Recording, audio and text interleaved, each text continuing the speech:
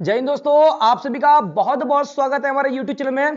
तो बहुत लंबे समय से मध्य प्रदेश की जो भी महिलाएं हैं वो इंतजार कर रही थी, जो कि आप लोग की जो वैकेंसी थी महिला सुपरवाइजर की, तो वो आ चुकी है। ठीक है, आप लोग का जो इंतजार है वो खत्म हो चुका है। तो जो नोटिफिकेशन है हम पूरी की पूरी डिटेल देखने वाले हैं, और इस बार जो है बहुत बड़ी यहाँ पर जो है न्यूज निकल के आ रही है कि अब तक सारी की सारी महिलाएं सुपरवाइजर बनती थी, लेकिन इस बार पुरुष भी सुपरवाइजर बनेंगे। ठीक है, तो यहां पर हम सारी की सारी जानकारी देखने वाले हैं। ठीक है, क्या क्या रहेगा और इस बार जो पद है उसमें वृद्धि देखने को मिली है या नहीं मिली है वो भी देखेंगे। सारी की सारी जो कैटेगरी है किस तरह से डिवाइड किया गया है पदों को लेकर के, तो एक एक जानकारी मैं आप लोग को बताने वाला हूं, तो आप लोग जुड़े रहिएगा। ठीक है, हम यहां पर सारी की सारी चीजें देखने वाले हैं कि कितने पद जो है इस बार देखने को मिले हैं, जो कि अभी 426 पद देखने को मिल रहे थे कि 426 पद आएंगे, लेकिन इस बार जो देखने को मिल रहे हैं उसमें पदों में जो है वो थोड़ा सा क्या है बदलाव हुआ है। ठीक है, यहां पर पहली बार कौन फिल्म करेगा फॉर्म जो है पुरुष क्या करने वाले हैं, फॉर्म फिल करने वाले हैं। ये पहली बार ऐसा होने वाला है। योग्यता देखेंगे, योग्यता क्या चाहिए, सिलेबस क्या हो सकता है, क्या पहले का जो सिलेबस है उसमें बदलाव हुआ है या नहीं हुआ है, इस पर भी बात करेंगे। और साथ साथ आयु की भी बात करेंगे कि कितनी आयु तक आप फॉर्म को फिल कर सकते हैं। ठीक है, एग्जाम डेट आपको पहले ही जो है कैलेंडर के हिसाब से अगर देखा जाए तो 28 फरवरी थी, तो यहां पर भी 28 फरवरी ही है। बाकी सारी जानकारी हम यहां पर नोटिफिकेशन के माध्यम से दिखने वाले हैं। चलिए, तो हम यहां पर अपनी जो है नोटिफिकेशन अपन निकालते हैं। ठीक है, तो महिला पर्यवेक्षक का जो नोटिफिकेशन है ये आप लोग का नोटिफिकेशन है। यहां पर हम एक एक जानकारी देखने वाले हैं। ठीक है, जैसा कि इससे पहले भी बताया गया था आप लोगों को, ठीक है, कि आप लोग को जो फॉर्म फिल करने की जो तारीख है वो 9 जनवरी है। कब से? 9 जनवरी से क्या कर सकते हैं आप, फॉर्म फिल कर सकते हैं। ठीक है, जो अंतिम तारीख होगी वो 23 जनवरी 2025 तक होगी। ठीक है, इसके बाद में अगर संशोधन करने की है बात है अगर आती है तो 28 जनवरी तक क्या कर सकते हैं हम, संशोधन कर सकते हैं आवेदन में। ठीक है, बाकी यहां पर जो अनारक्षित यूआर कैटेगरी की जो 500 रुपए लगेंगे, और बाकी जितने भी हैं उन सभी के लिए क्या हो जाएंगे 250 रुपए क्या लगने वाले हैं यहाँ पर प्रति प्रश्न पत्र के लगने वाले हैं। ठीक है, यहां पर स्पष्ट कहा गया कि सीधी भर्ती जो बैकलॉग की है इसके लिए कोई शुल्क नहीं है। ठीक है, जो बैकलॉग के पद हैं उसके लिए कोई भी शुल्क यहां पर नहीं लिया जाएगा, वो फ्री ऑफ कॉस्ट रहेगा। ठीक है, ध्यान रखिएगा।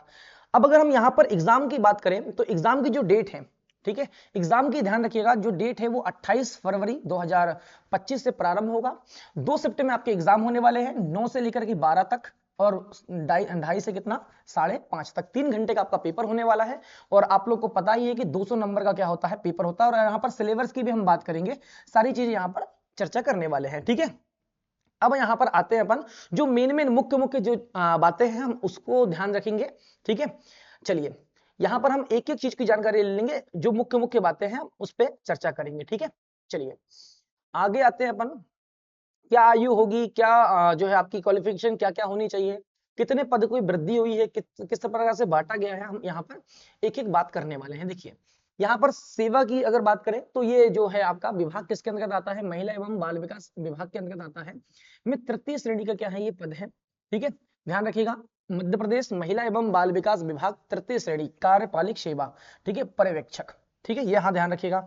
अब आते हैं अपन यहाँ पर, देखिए आंगनवाड़ी कार्यकर्ता, ध्यान रखिएगा, जो भी आंगनवाड़ी कार्यकर्ता हैं, ठीक है, उनके लिए जो सीमित सीधी भर्ती है, ठीक है, और खुली भर्ती जिसमें क्या कर सकते हैं कोई भी फॉर्म फिल कर सकता है। ध्यान रखिएगा, जो भी आंगनवाड़ी कार्यकर्ता हैं उनके लिए अलग यहां पर सीधी भर्ती है, जो कि सीमित सीधी भर्ती है, और एक क्या है आपकी खुली सीधी भर्ती है। खुली सीधी भर्ती में सारे के सारे जितने भी क्या है जो आंगनवाड़ी कार्यकर्ता नहीं है वो क्या कर सकते हैं, फॉर्म फिल कर सकते हैं। ठीक है, ध्यान रखिएगा, कुल अंक जो है वो 200 रहेंगे आपके, अभी मैंने आपको बताया, और अवधि जो है 3 घंटे की रहेगी। ठीक है, यहां पर सिलेबस की बात आगे हम करेंगे, पाठ्यक्रम का जो विवरण है दिया गया है वो आगे दिया गया है, हम इस पे बात करेंगे इनका सिलेबस क्या हो सकता है। इनका सिलेबस में कोई अंतर नहीं होता है, दोनों का सेम ही सिलेबस रहेगा। अब बात आती है यहां पर पात्रता की सेवा शर्तें और जो शैक्षणिक योग्यताएं हैं, ठीक है, अनुभव है, किनको अनुभव की आवश्यकता पड़ेगी और किनको अनुभव की आवश्यकता नहीं पड़ेगी, हम यहां पर चर्चा करते हैं। देखिए आप सबसे पहले ध्यान रखिएगा, एक एक चीजें मैं आप लोग को बताने वाला हूं, ध्यान से देखिएगा चीजों को। सबसे पहले अगर हम बात करें तो आंगनवाड़ी जो कार्यकर्ता है उनकी सीधी भर्ती के लिए सबसे पहले यहां पर स्पष्ट कहा गया कि मध्य प्रदेश माध्यमिक शिक्षा मंडल परीक्षा से उच्चतर माध्यमिक प्रमाण पत्र मतलब 10th+2 मतलब 12वीं उत्तीर्ण की हो, एवं आंगनवाड़ी कार्यकर्ता के रूप में मध्य प्रदेश में 5 वर्ष का कार्य का अनुभव हो। ध्यान रखिएगा, यहां पर 5 वर्ष ये मिनिमम लिया गया है, 5 वर्ष आपके पास में अनुभव होना ही चाहिए। अगर 5 वर्ष से अगर कम अनुभव है, देखिए ध्यान रखिएगा 12वीं, ठीक है, जो भी आंगनवाड़ी कार्यकर्ता है प्लस 5 वर्ष का क्या होना चाहिए, कार्य का अनुभव होना चाहिए। अगर इससे कम है तो आप यहां पर फॉर्म फिल इस कैटेगरी के आधार पे आप नहीं कर सकते, मतलब आंगनवाड़ी कार्यकर्ता के रूप में आप क्या नहीं कर सकते, फॉर्म फिल नहीं कर सकते हैं। फिर इसके बाद में यहां पर नोट करके लिखा गया है कि आवेदन करने की जो अंतिम तिथि को आवेदिका के पास आंगनवाड़ी कार्यकर्ता पद का निरंतर 5 वर्ष का कार्य करने का अनुभव होना अनिवार्य है। ठीक है, यहां पर स्पष्ट कर दिया कि जो आपको ज्वाइनिंग लेटर मिला है, ज्वाइनिंग लेटर से लेकर के अब तक आपने कितने वर्ष कर लिया हो, 5 वर्ष का है कार्य पूर्ण कर लिया हो। ठीक है, अनुभव की गणना जो है आंगनवाड़ी कार्यकर्ता पद पर उपस्थित होने की तिथि से आवेदन की अंतिम तिथि तक ही की जाएगी।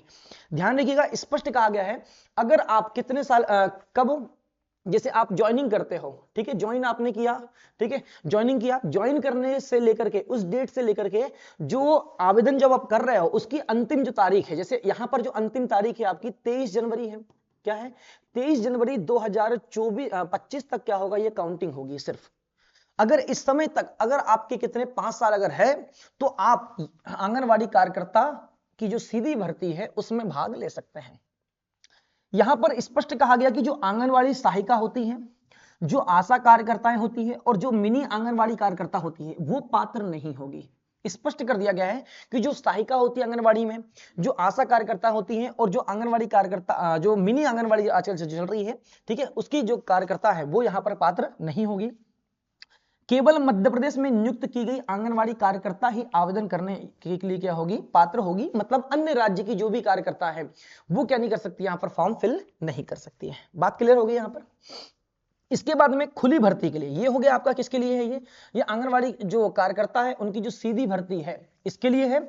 अब ये जो खुली भर्ती है जहां पर ये ओपन है, ये सभी यहां पर फॉर्म फिल कर सकते हैं, उसके लिए किसी मान्यता प्राप्त विश्वविद्यालय से स्नातक की उपाधि उत्तीर्ण की हो। ध्यान रखिएगा, किसकी उपाधि उत्तीर्ण की हो, स्नातक, मतलब आपका ग्रेजुएशन होना कंपलसरी है। ठीक है, ध्यान रखिएगा क्या होना चाहिए, ग्रेजुएशन होना चाहिए। जो भी लड़के अगर देख रहे हैं तो ध्यान रखिएगा, मैं आपको आगे बता रहा हूं, सारी चीजें बताऊंगा, ध्यान रखिएगा। लड़कों के लिए भी है पर्यवेक्षक की, ये पहली बार ऐसा हो रहा है। ठीक है, ये हो गया अपना। अब यहां पर देखिए, खुली सीधी भर्ती हेतु महिला एवं बाल विकास विभाग में अनुभवी कार्यरत संविदात्मक पर्यवेक्षकों के प्रत्येक कार्य वर्ष पूर्ण करने के लिए 4 अंक अतिरिक्त दिए जाएंगे तथा 5 वर्ष या उससे अधिक के कार्य के अनुभव के लिए अधिकतम 20 अंक दिए जाएंगे। यहां पर ध्यान रखिएगा, जो भी क्या है, जो कार्यकर्ता है, जो कौन से कार्यकर्ता, जो पर्यवेक्षक पहले से हैं और वो संविदा पे काम कर रहे हैं। किस पे काम कर रहे हैं, वो संविदा पे अगर कार्य कर रहे हैं। 3 तरह से कैटेगरी बांटा गया, ध्यान रखिएगा, मैं आपको बता दे रहा हूं, 3 तरह से बांटा गया। एक तो आंगनवाड़ी कार्यकर्ताओं के लिए, दूसरा संविदा कर्मी जो पर्यवेक्षक हैं संविदा पे हैं उनके लिए, और तीसरे जो है वो है ओपन। ध्यान रखिएगा, 3 कैटेगरी में यहां पर बांटा गया, मैं आपको अभी बोल रहा हूं, ध्यान से समझिएगा। पहला है आंगनवाड़ी कार्यकर्ता, दूसरा है जो संविदा पे जो काम कर रहे हैं कौन, पर्यवेक्षक, वो हो गए, और तीसरा जो है वो है ओपन। तो ये 3 तरह से क्या है यहां पर पद बांटे गए, ध्यान रखिएगा आप लोग, है ना। तो यहां पर स्पष्ट कहा गया कि जो खुली भर्ती है, ध्यान रखिएगा, सीधी भर्ती में नहीं, जो खुली भर्ती में ही केवल क्या है, महिला एवं बाल विकास विभाग में अनुभवी जो कार्यरत संविदात्मक जो पर्यवेक्षक है कि प्रत्येक कार्य वर्ष पूर्ण करने के लिए उनको क्या दिया जा रहा है, 4 अंक अतिरिक्त दिए जा रहे हैं तथा 5 वर्ष या उससे अधिक कार्य के अनुभव के लिए उन्हें अधिकतम 20 अंक दिए जाएंगे। जो भी पर्यवेक्षक है, ठीक है, जो संविदा पे काम कर रहे हैं, ठीक है, पिछले कितने सालों से, 5 सालों से, तो मिनिमम क्या हो जाएगा, 1 साल के लिए उनको 4 अंक दिए जा रहे हैं, और अगर उनका 5 साल हो गए या उससे अधिक हो गए तो उनको 20 अंक अलग से दिए जाएंगे। ठीक है, और ये किसके लिए रहेगा, केवल और केवल किसके लिए है, ये खुली भर्ती के लिए है, खुली जो सीधी भर्ती है उसके लिए है। ठीक है, जो किसकी है, महिला पर्यवेक्षक की जो भर्ती है, ठीक है, आंगनवाड़ी जो कार्यकर्ता की जो भर्ती है उसके लिए यहाँ पर इनके लिए रिजर्व नहीं किए गए हैं, या फिर इनको अंक नहीं दिए जाएंगे, उसमें नहीं दिए जाएंगे। उक्त परीक्षा में संविदा पर्यवेक्षकों के कार्य अनुभव के आधार पर उन्हें प्राप्त होने वाले अंकों की जानकारी महिला एवं बाल विकास विभाग द्वारा मध्य प्रदेश कर्मचारी चयन मंडल को प्रदान की जाएगी। इतनी बात समझ में आ गई। तो ध्यान रखिए, 3 कैटेगरी में बांट दिया गया यहाँ पर। ठीक है, और यहाँ पर आयु की बात अगर हम करेंगे तो मिनिमम 40 साल और मैक्सिमम कितनी है, मिनिमम बोल रहा हूँ, मिनिमम 18 और यहाँ पर जो है कुछ लोगों को कितनी है 40 है, और बाकी को कितनी है एसटी, एससी, ओबीसी और जो भी क्या है विभाग में कार्यरत है उनके लिए 45 साल है। ध्यान रखिएगा कितनी है, छूट के साथ में 45 साल क्या है यहाँ पर है। ठीक है, यहाँ पर ध्यान रखिएगा ये किसके लिए है, अनरिजर्व कैटेगरी के लिए 40 है। ठीक है, और अनुसूचित जाति, अनुसूचित जनजाति, अन्य पिछड़ा वर्ग है, और विभागों, निगमों, मंडलों, आयोगों, ठीक है, स्वायत्त शासी निकायों, होमगार्ड में कार्यरत शासकीय सेवकों तथा महिला अभ्यर्थियों के लिए आयु सीमा कितनी है 45 वर्ष है। कितनी है 45 वर्ष है, ध्यान रखिएगा। तो महिलाएं जो है वो कब से कब तक फॉर्म फिल कर सकती है, 18 से लेकर के 45 तक फॉर्म फिल कर सकती है, ध्यान रखिएगा। ठीक है, चलिए, और पुरुष केवल 40 तक फॉर्म फिल कर सकते हैं। चलिए, मैं आपको ये भी बता दिया आप लोगों को। अब अपन आते हैं यहां पर, देखिए स्पष्ट यहां पर कहा गया है। ठीक है, देखिए आप लोग, भर्ती का तरीका, खुली भर्ती से सीधी भर्ती के भरे जाने वाले पदों के लिए जो है, खुली प्रतियोगिता से सीधी भर्ती के भरे जाने वाले पदों के लिए कितनी है, तो 18 से कितनी है 40 है।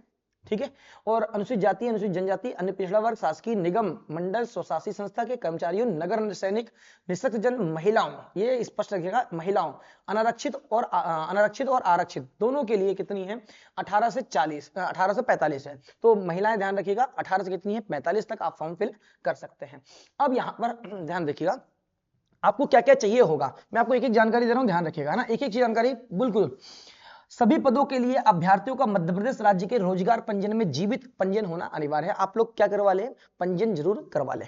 ठीक है, मध्य प्रदेश में महिला एवं बाल विकास विभाग की आंगनबाड़ी कार्यकर्ता एवं कार्यरत संविदा पर्यवेक्षक जो उक्त प्रतियोगी परीक्षा में सम्मिलित होना चाहती हैं को रोजगार कार्यालय के पंजीयन की आवश्यकता नहीं होगी। किनको किनको नहीं होगी, जो भी आंगनबाड़ी कार्यकर्ता है, ठीक है, और जो संविदा पर्यवेक्षक हैं उनको क्या नहीं होगा, यहां पर रोजगार पंजीयन की आवश्यकता नहीं होगी। केवल किसको रोजगार की पंजीयन की आवश्यकता होगी, जो ओपन सीट में क्या करेंगे फॉर्म फिल करने वाले हैं। ओपन में क्या करने वाले हैं, फॉर्म फिल करने वाले हैं। जो आंगनबाड़ी कार्यकर्ता नहीं है, जो क्या नहीं है संविदा कर्मचारी नहीं है, मतलब संविदा में कौन पर्यवेक्षक अगर नहीं है, संविदा पर्यवेक्षक नहीं है, तो उनको केवल क्या किसकी आवश्यकता पड़ेगी, इसकी आवश्यकता पड़ेगी। बाकी जो आंगनबाड़ी कार्यकर्ता है, ठीक है, और जो संविदा पे पर्यवेक्षक हैं उनको पंजीयन की आवश्यकता नहीं पड़ेगी, ध्यान रखिएगा ये बात।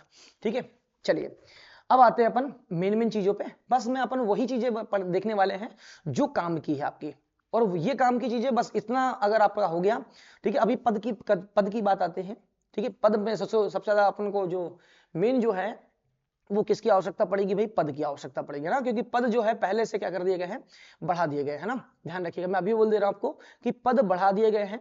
ठीक है, जो हमें 426 पद देखने को मिल रहे थे उसमें क्या कर दी गई है, काफी वृद्धि कर दी गई है। ये अच्छी बात है, लेकिन हाँ थोड़े से कम है फिर भी।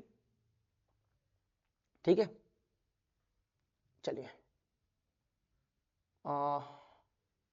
काम की चीजें यहां पर सीधे आते हैं। चलिए ये आ गया आपका क्या, रिक्त पदों की भर्ती। देखो आप यहां पर किसके लिए कितने कितने पद है। सबसे पहले जो पर्यवेक्षक है, कोड देखो, पद कोड नंबर 01, ठीक है, 1 के लिए जो पर्यवेक्षक की है, आंगनवाड़ी कार्यकर्ताओं से सीमित सीधी भर्ती, जो बैकलॉग के पद है। किसके पद है, बैकलॉग के जो पद है सिर्फ महिला आंगनवाड़ी कार्यकर्ताओं के लिए है। ये कितने पद है ये टोटल, तो ये 10 पद हैं, जिसमें क्या देखने को मिल रहा है, एससी की जो सीटें हैं वो कितनी है, टोटल 3 है।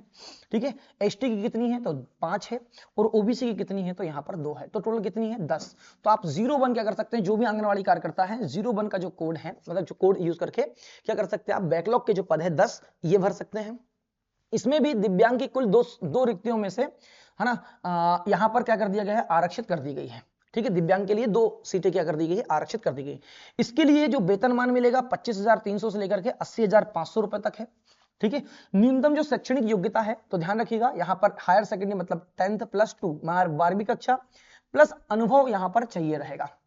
ठीक है, कितने साल का, तो 5 वर्ष का अनुभव कंपलसरी है। ठीक है, यहां पर स्पष्ट कर दिया गया कि आंगनवाड़ी सहायिका, आशा कार्यकर्ता, ठीक है, मिनी आंगनवाड़ी कार्यकर्ता पात्र नहीं होगी। ठीक है, तो ये केवल किसके लिए है, तो जो महिला आंगनवाड़ी कार्यकर्ता है केवल उनके लिए है। ठीक है, यहां पर इतनी बात हो गई अपनी। फिर कोड नंबर 2, ठीक है, पद कोड नंबर 2 जो पर्यवेक्षक की, ये खुली भर्ती है, खुली सीधी भर्ती है, ये बैकलॉग के पद है। इसे क्या कर सकते हैं, ये सिर्फ महिलाओं के लिए है। अभी हम पुरुषों की भी बात करेंगे, ध्यान रखिएगा। ठीक है, यहां पर केवल किसके लिए है, महिलाओं के लिए है। ठीक है, सैलरी तो वही रहेगी। यहां पर पद जो है टोटल कितने हैं, 9 हैं, जिनमें एससी की सीटें कितनी है 3 है, एसटी की कितनी है 4 है और ओबीसी की कितनी है 2, टोटल मिलाकर कितने हैं 9।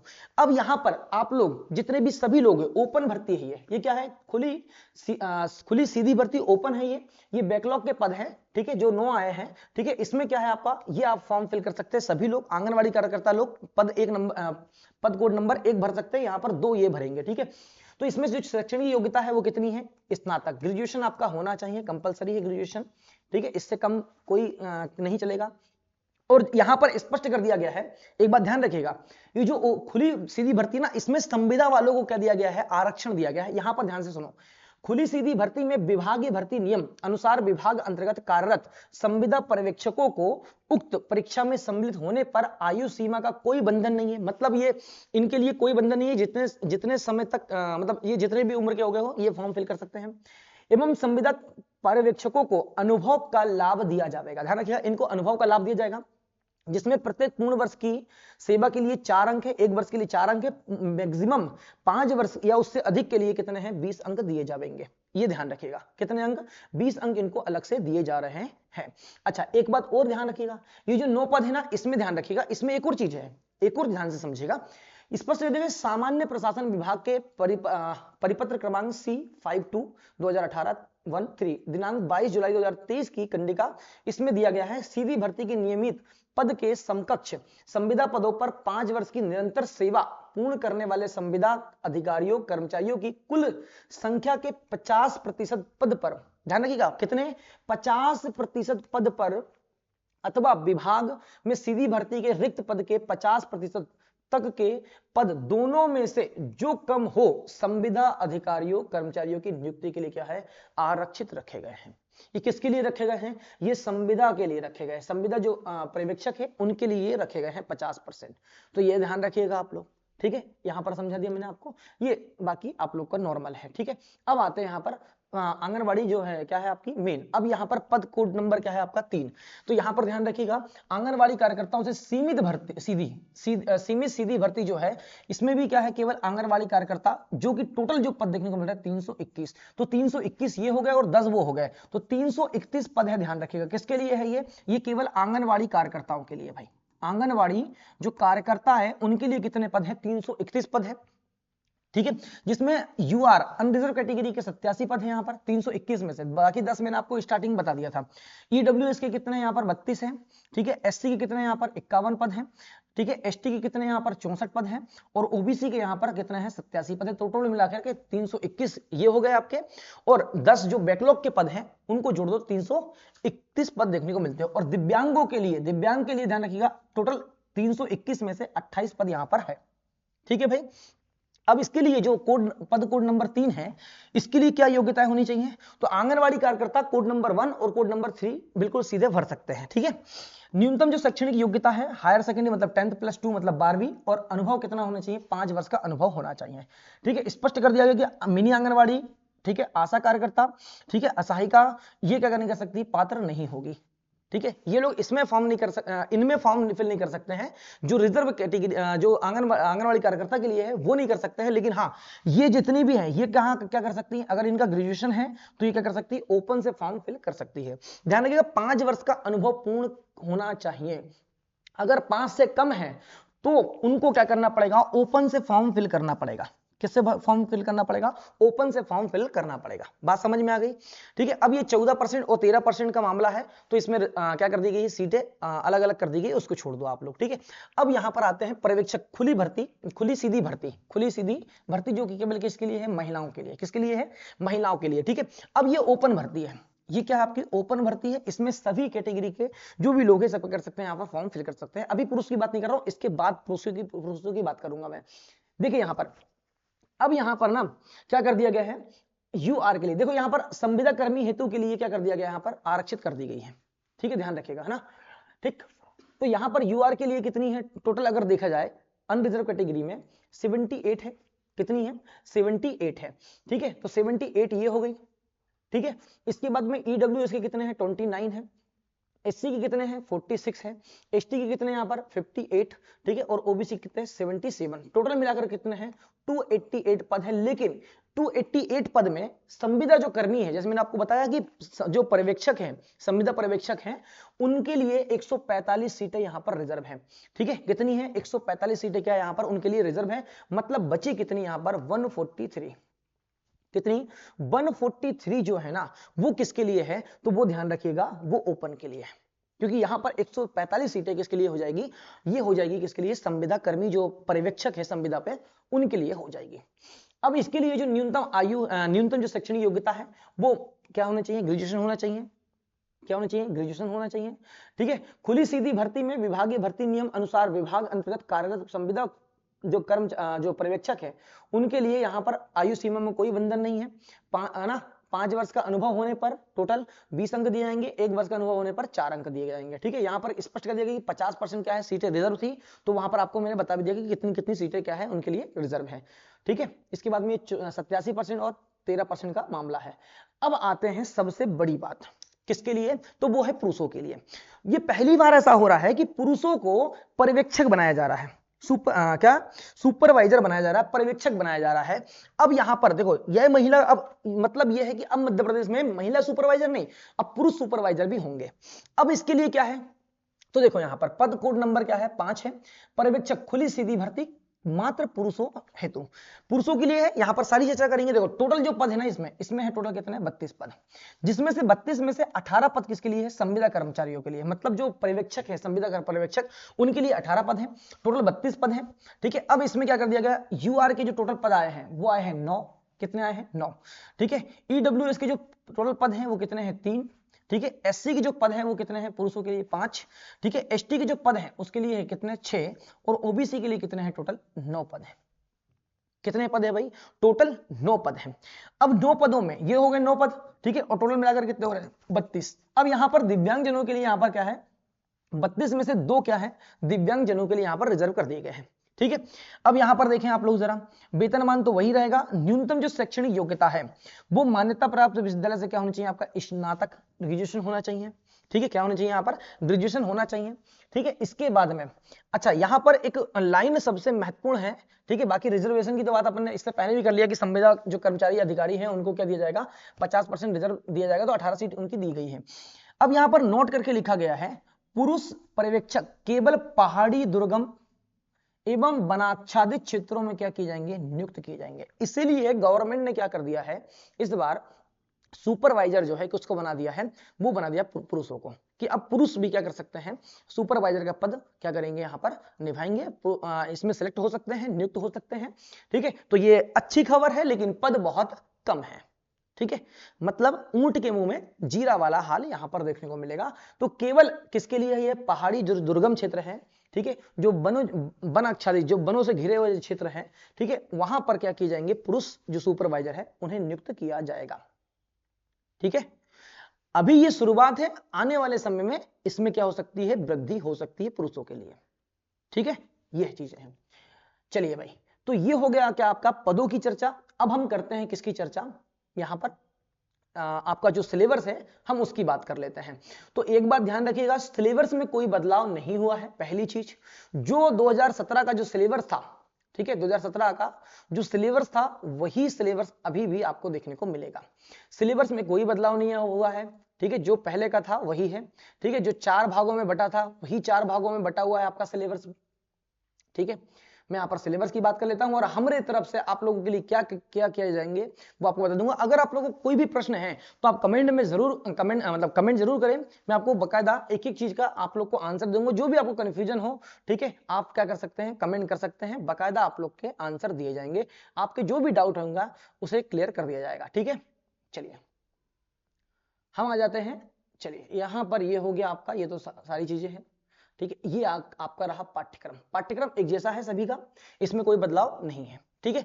अगर हम पाठ्यक्रम की बात करें तो आपको ध्यान होगा इसकी 4 भागों में बटा होता है। कितने भागों में, 4, कितने 4 भागों में।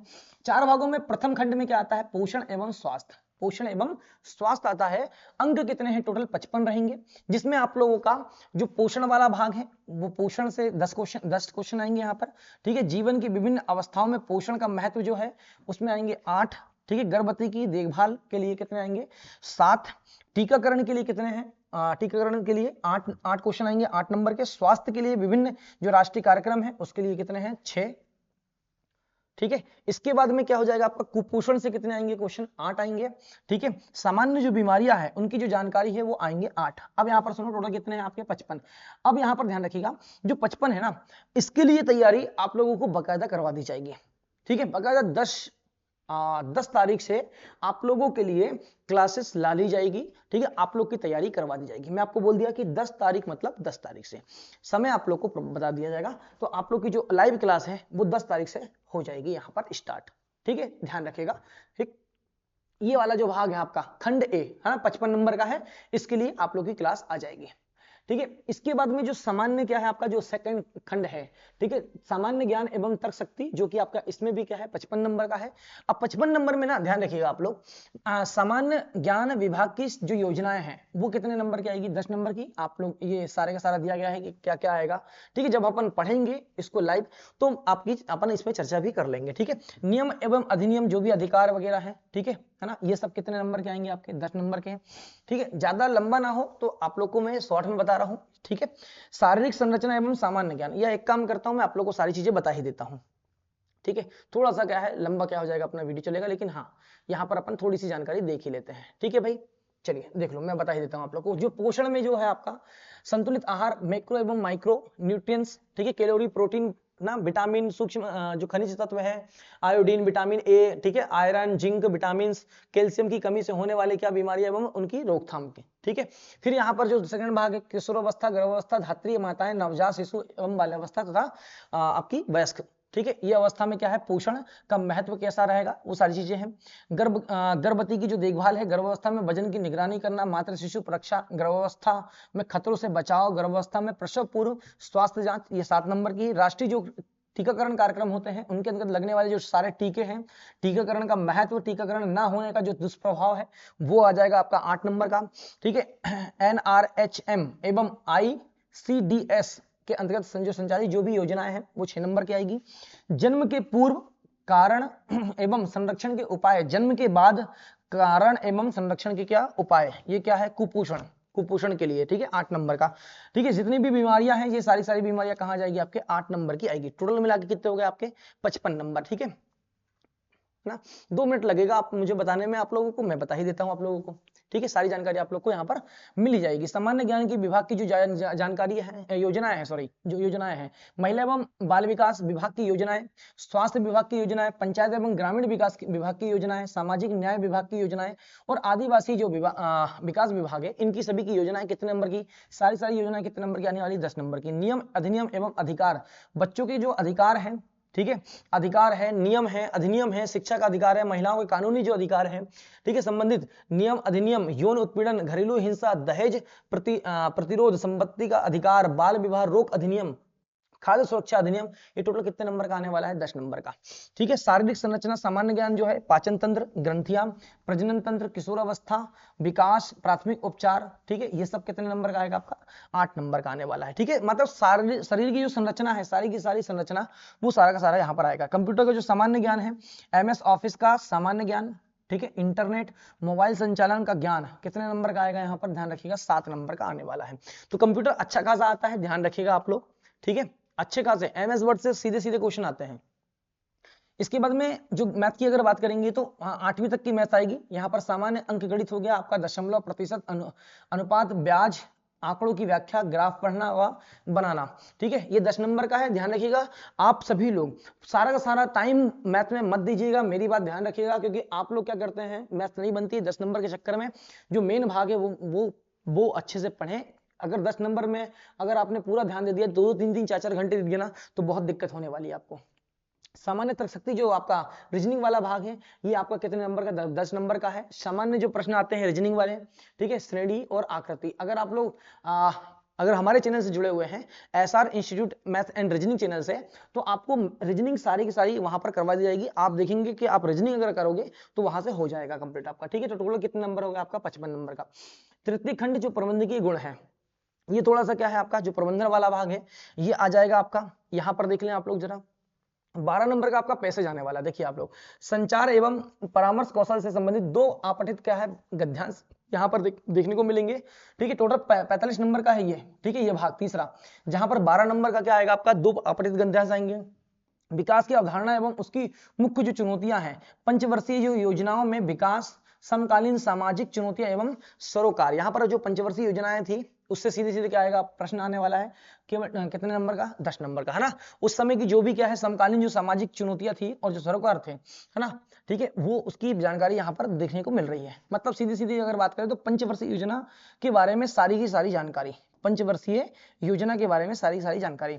फिर यहाँ पर नेतृत्व विकास, नेतृत्व क्षमता, गुण, कौशल, आंतरिक, ठीक है, गवर्नेंस, समन्वय, समूह कार्य और टीम वर्क के लिए 8 क्या है आपके क्वेश्चन और 8 ही नंबर रहेंगे। संप्रेषण की जो परिभाषा है वो प्रकृति, माध्यम एवं अवरोध 7 नंबर का।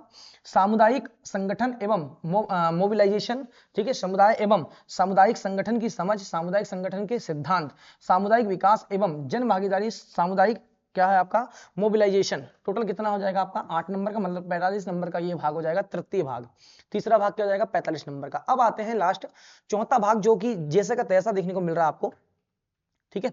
चौथा भाग क्या हो जाएगा आपका? जैसे का तैसा है। सारा का सारा सिलेबस जो है वो पिछले बार का ही है, ठीक है। बाल विकास का क्या परिचय, जिसमें बुनियादी अवधारणाएं, वृद्धि एवं विकास को परिलक्षित करने वाले सिद्धांत, विकास के महत्वपूर्ण चरण, आनुवांशिकता और पर्यावरण का बाल विकास पर क्या है प्रभाव, ठीक है। प्रीनेटल विकास, प्रथम 3 वर्ष में विकास, 3 से 6 वर्ष के मध्य विकास, 12 नंबर का है ये भाग। शाला पूर्व जो शिक्षा परिचय होता है, शाला पूर्व शिक्षा अवधारणा, औचित्य, अनुरूप आयु अनुरूप सीखने की श्रेणियां और स्तर, बच्चे के सीखने की प्रक्रिया और मानसिक क्षमताएं, शारीरिक एवं गत्यात्मक विकास, संज्ञानात्मक विकास, भाषा विकास, सामाजिक भावनात्मक विकास, सृजनात्मक एवं सौंदर्य बोध का क्या विकास। कितने नंबर का है? 12, ठीक है। विशेष आवश्यकता वाले जो बच्चे होते हैं उनकी पहचान करना, सुविधाएं, संस्थाएं, राष्ट्रीय एवं राज्य स्तर की जो कार्यक्रम है, ये हो गए आपके विशेष आवश्यकता वाले बच्चे जो काफी कई तरह से क्या है विकलांग देखने को मिलते हैं, तो उनके लिए क्या है 10, है ना। बाल देखभाल एवं संरक्षण, बच्चे की देखभाल एवं संरक्षण की अवधारणा, संस्थागत और गैर संस्थागत जो देखभाल है, अनाथ, बेसहारा, निःशक्त, एड्स प्रभावित बच्चों के लिए योजनाएं, बच्चे और कानून, एकीकृत बाल सुरक्षा योजना। कुल कितने हो जाएंगे यहाँ पर? 11 नंबर का। तो 45 नंबर का टोटल क्या है ये प्रश्न है, मतलब जो खंड 4 है वो है। तो ये सारी की सारी क्या थी आपकी जानकारी थी जो महत्वपूर्ण थी, ठीक है। हमने सिलेबस पे बात कर लिया, तो ध्यान रखिएगा आप लोग, कोशिश ये की जाएगी जितना हो सकता है हमारे द्वारा फ्री ऑफ कॉस्ट, ठीक है। यहाँ पर कोई पेड चार्जेस नहीं लगेंगे आपके, फ्री ऑफ कॉस्ट जितना हो सकता है आप लोग के लिए जो क्लासेस है वो ला ली जाएगी, ठीक है। तो ये सारी की सारी क्या थी आपकी जानकारी थी। अब मैं उम्मीद कर सकता हूं आप लोगों को कि सारी चीजें क्लियर हो गई होगी। अगर आपको कोई भी डाउट है तो आप कमेंट करें, बकायदा आप लोग को आंसर दिए जाएंगे, ठीक है। तो नेक्स्ट वीडियो में मिलेंगे, ठीक है, नेक्स्ट क्लास में मिलेंगे अपन, ठीक है। सारी सारी जानकारी आपको प्रोवाइड कर दी जाएगी। अगर आप चैनल में नए हैं तो चैनल को सब्सक्राइब कर लें, ठीक है, और बेल आइकन दबा लें, ताकि कोई भी नोटिफिकेशन आता है, कोई भी चीजें आती हैं तो बकायदा आपको पहले सबसे पहले क्या मिल जाए, जानकारी प्राप्त हो, ठीक है। चलिए, बहुत बहुत धन्यवाद आप सभी का। जय हिंद, जय भारत।